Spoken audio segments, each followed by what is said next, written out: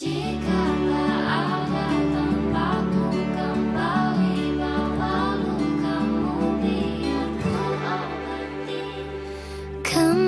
Assalamualaikum warahmatullahi wabarakatuh. Kebencian Ummu Jamil semakin memuncak setelah mengetahui ada wahyu turun yang menceritakan tentang keluarga dirinya. Ummu Jamil dengan penuh emosi kemudian mencari Rasulullah Shallallahu Alaihi Wasallam sambil membawa batu. Sementara itu Rasulullah Shallallahu Alaihi Wasallam sedang duduk di Ka'bah bersama Abu Bakar. Ketika sampai di hadapan Rasulullah Shallallahu Alaihi Wasallam dan Abu Bakar, kemudian Allah Subhanahu Wa Taala memalingkan pandangan Ummu Jamil dari Rasulullah Shallallahu Alaihi Wasallam sehingga yang bisa dilihat oleh Ummu Jamil hanyalah Abu Bakar. Ummu Jamil kemudian berteriak lantang kepada Abu Bakar, "Wahai Abu Bakar, mana sahabatmu? Aku dengar sahabatmu telah mencibir kelakuanku. Demi Allah, jika aku bertemu dengannya, akan aku sumpal mulutnya dengan batu ini. Demi Allah, aku adalah seorang penyair." Kemudian Ummu Jamil pun bersyair, "Muzamman atau sang tercela, kami tantang dirinya, kami bangkang semua perintahnya dan agamanya." Setelah itu, kemudian dia pun berlalu. Ketika Abu Bakar menanyakan, kenapa Ummu Jamil tidak melihat Rasulullah? Kemudian Rasulullah Shallallahu Alaihi Wasallam menjawab, Allah Subhanahu Wa Taala telah membuat hijab antara diriku dengannya. Demikianlah yang disampaikan oleh Ibnu Ishaq serta Al-Hakim. Setelah berlalu dari hadapan Abu Bakar, kemudian Ummu Jamil pun lantas berkeliling Mekah dengan syair yang telah ia buat, sehingga populerlah istilah Muzamman di kalangan Quraisy. Mereka selalu melaknat dengan ucapan, semoga Allah menimpakan musibah atas Muzamman. Ummu Jamil menyebarkan istilah Muzamman ini sebagai pancingan agar Rasulullah Shallallahu Alaihi Wasallam marah dan sebagai tantangan kepada Rasulullah Shallallahu Alaihi Wasallam agar membalas syairnya. Rasulullah Shallallahu Alaihi Wasallam tidak terpancing dengan provokasi murahan tersebut. Bahkan menurut riwayat Al-Bukhari, berdasarkan penuturan Abu Hurairah dalam mensikapi ulah Ummu Jamil, beliau bersabda, apakah kalian tidak takjub bagaimana Allah Subhanahu Wa Taala menghindarkan aku dari celaan Quraisy dan laknat mereka? Mereka mencaci orang yang tercela atau Muzamman dan melaknat orang yang tercela, sementara aku adalah orang yang terpuji.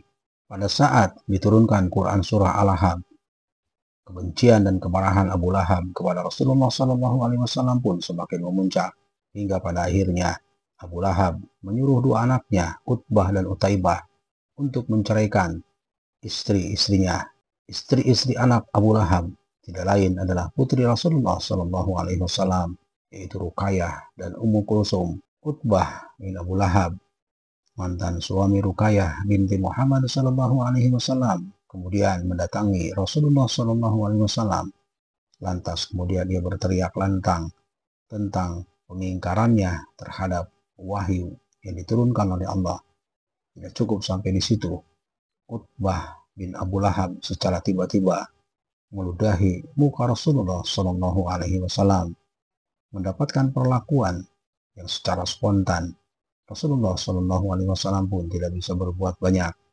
Utbah pun mengatakan bahwa ia telah menceraikan Ruqayyah binti Muhammad Shallallahu Alaihi Wasallam, yang pada saat itu telah dikembalikan kepada beliau.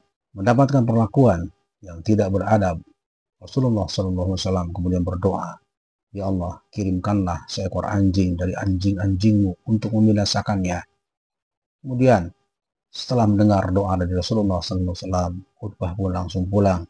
Kemudian dia menceritakan kepada bapaknya tentang perbuatan yang telah dilakukannya terhadap Rasulullah Shallallahu Alaihi Wasallam. Kemudian Abu Lahab pun bertanya mengenai respon Rasulullah Shallallahu Alaihi Wasallam. Kemudian Utbah pun menceritakan bahwa Rasulullah Shallallahu Alaihi Wasallam mendoakan dirinya sebagaimana yang telah disebutkan di atas. Demi mendengar penjelasan anaknya itu, Abu Lahab terkejut dan timbul kekhawatiran terhadap dirinya mengenai nasib yang akan menimpa anaknya. Lantas kemudian ia pun berkata, demi Allah anakku, engkau tidak akan selamat dari doanya.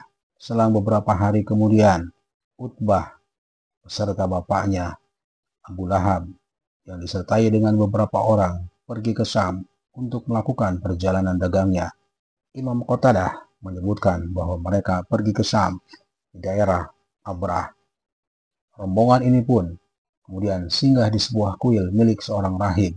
Kemudian rahib tersebut mengingatkan kepada mereka agar selalu berhati-hati karena daerah tersebut banyak dihuni oleh singa liar.